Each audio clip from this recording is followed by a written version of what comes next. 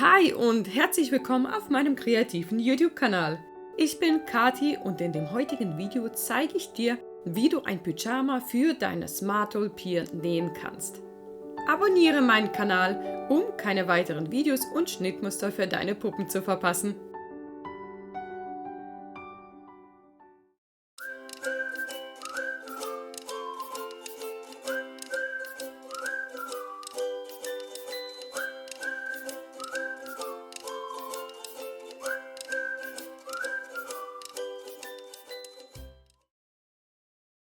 Schneide folgende Teile zu: ein Rückenteil, 2 Vorderteile, 2 Ärmel, 2 Kragenteile, eine Aufsatztasche, ein Rückenbeleg und 2 Vorderteilbelege. Lege die Vorderteile rechts auf das Rückenteil, stecke die Schulternähte zusammen und schließe sie mit der Nähmaschine. Lege die Vorderteilbelege rechts an den Rückenbeleg, stecke die Nähte zusammen und schließe sie. Versäubere die äußere Kante des Beleges. Als nächstes wird der vorbereitete Beleg an das Pyjama-Oberteil gesteckt. Bügle die Nahtzugabe der Schulternähte auseinander und übertrage die Markierungen für den Kragen auf den Stoff. Lege den vorbereiteten Beleg rechts an die Vorderkanten des Pyjama-Hemdes und stecke ihn dort fest. Achte darauf, dass die Schulternähte mit den Nähten des Belegs genau aufeinandertreffen. Die hintere Mitte am Hals bleibt für den Kragen offen.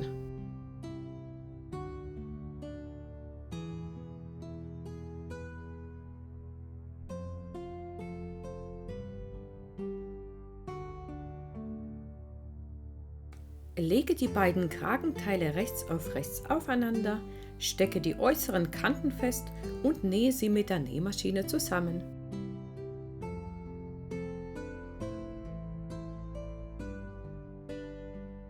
Schneide die Nahtzugabe leicht zurück, wende den Kragen auf rechts, forme die Rundungen aus und bügle die Naht mit einem kleinen Überstand nach innen, so dass der hintere Teil des Kragens von vorne nicht sichtbar ist.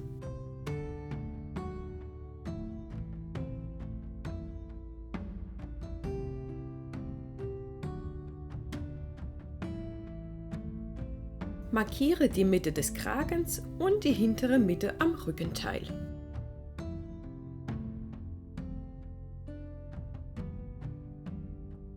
Lege den Kragen auf das Rückenteil, so dass die Markierungen an der Mitte und an den beiden Außenteilen genau übereinstimmt. Achte darauf, dass die Kante mit dem kleinen Überstand nach innen zeigt.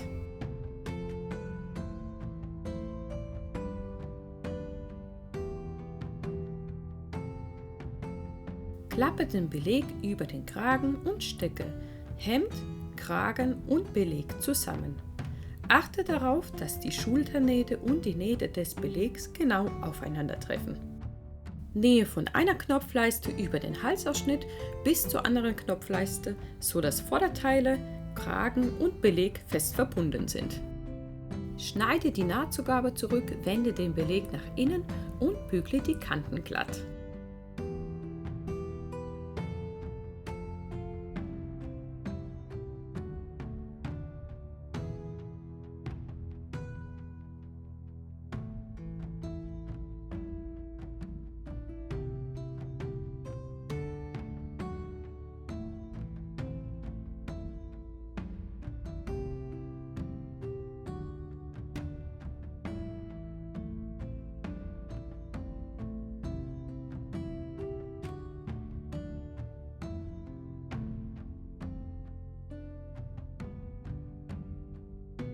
Lege die Schulternähte und die Nähte des Belegs exakt aufeinander und stecke sie fest. Nähe anschließend entlang der zuvor genähten Schulternaht. So wird der Beleg am Hemd fixiert und kann nicht verrutschen.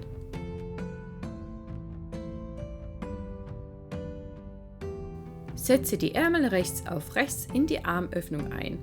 Achte darauf, dass die vordere Ärmelmarkierung am Vorderteil des Hemdes liegt. Nähe den Ärmel ein.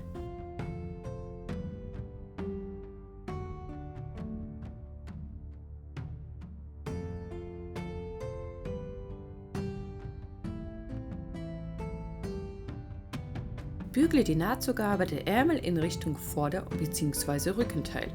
Versäubere anschließend die Seitennähte von Vorder- und Rückenteil sowie die Kanten der Ärmel. Schlage den Ärmelsaum 1 cm nach innen um und bügle ihn fest. Steppe den Saum anschließend mit 0,8 cm Abstand zur Kante fest.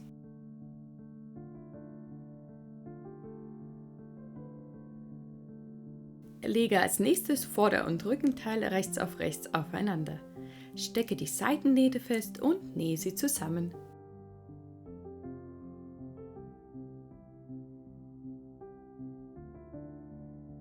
Bügle die Nahtzugabe der Seitennähte und der Ärmel auseinander.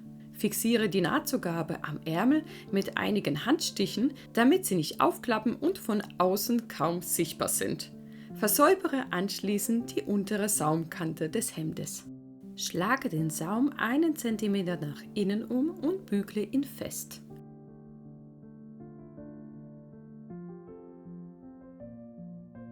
Klappe den Beleg auf das Vorderteil, stecke ihn fest und steppe entlang der gebügelten Kante, so weit wie der Saum breit ist.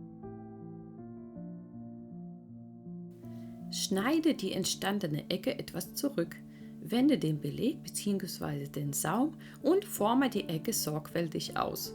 Bügle gegebenenfalls nach. Steppe anschließend den Saum des Hemdes mit 0,8 cm zur Kante fest.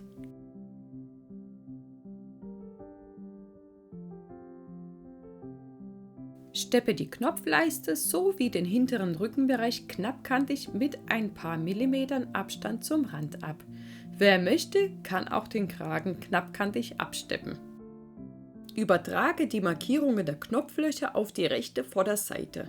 Für das Hemd habe ich 8 mm Knöpfe verwendet. Den Link zu den Knöpfen füge ich in die Infobox ein. Lege beide Vorderseiten nebeneinander, so dass die Saumkanten und die Halsausschnittkanten exakt nebeneinander liegen. Stecke sie am Rückenteil fest, damit nichts verrutscht. Ich habe die Mitte des Knopfloches ermittelt und jeweils 0,6 cm nach links und nach rechts zugefügt, so dass die Knopflöcher 1,2 cm lang sind und damit die Knöpfe später problemlos hindurchpassen.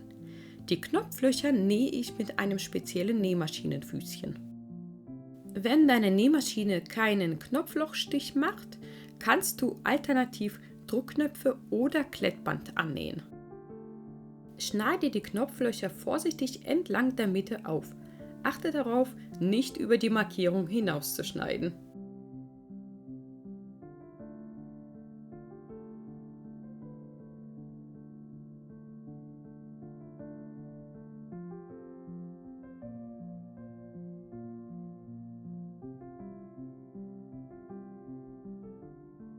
Nun geht es mit der Aufsatztasche weiter.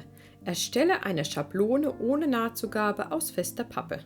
Klappe die obere Kante der Tasche 0,5 cm nach innen um, bügle und steppe sie fest.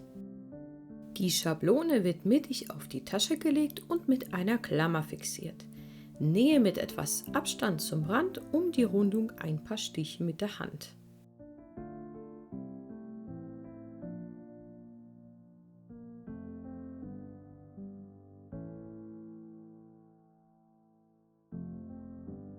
Ziehe nun vorsichtig am Faden, so dass sich der Stoff um die Rundungen der Tasche legt. Bügle die Kante anschließend fest.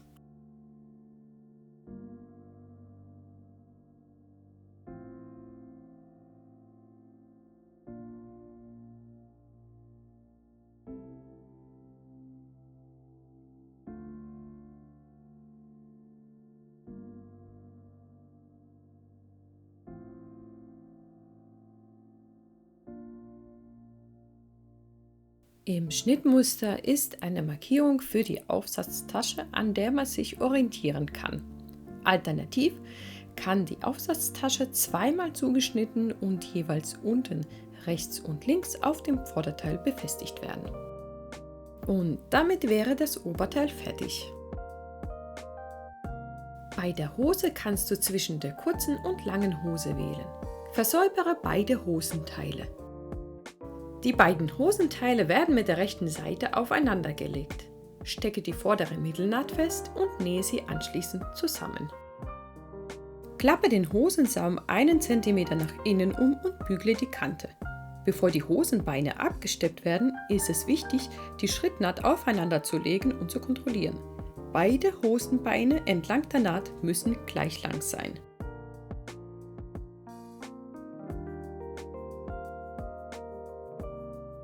Bügle die Nahtzugabe auseinander.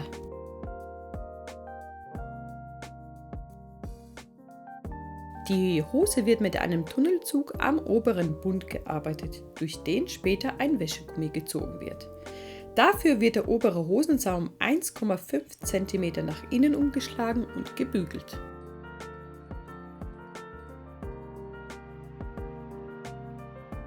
Kontrolliere am Ende, dass die hintere Naht gleich lang ist.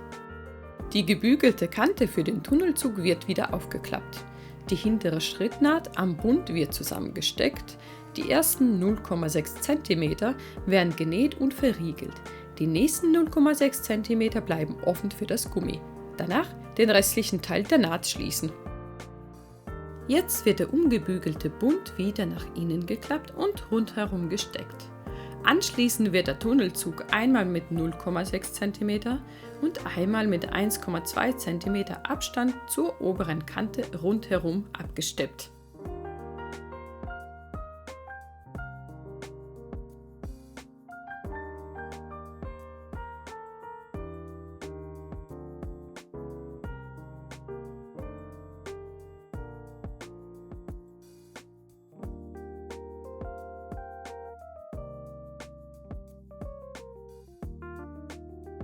Als nächstes wird die Schrittnaht der beiden Hosenbeine aufeinander gelegt, gesteckt und zusammengenäht.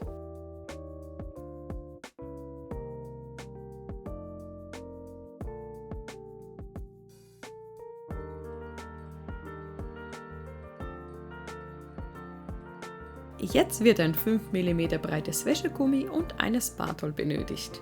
Legt das Gummi um die Hüften der Puppe, spannt es leicht und überprüft, ob es noch bequem über die Hüften der Puppe gezogen werden kann. Fädle das Gummiband mit einer Wollnadel durch den Tunnel. Sichere ein Ende des Gummis, damit es nicht hineinrutscht.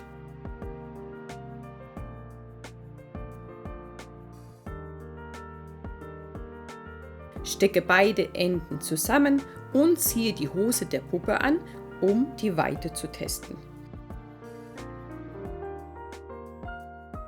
Falls das Gummi noch zu lang ist, kannst du es jetzt noch kürzen. Lege anschließend beide Enden übereinander und nähe sie mit einem Zickzackstich fest.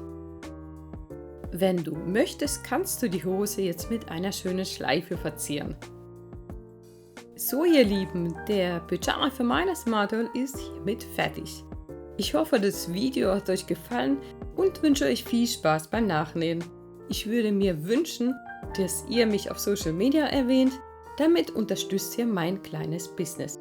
Bleibt kreativ und bis zum nächsten Mal. Bye bye!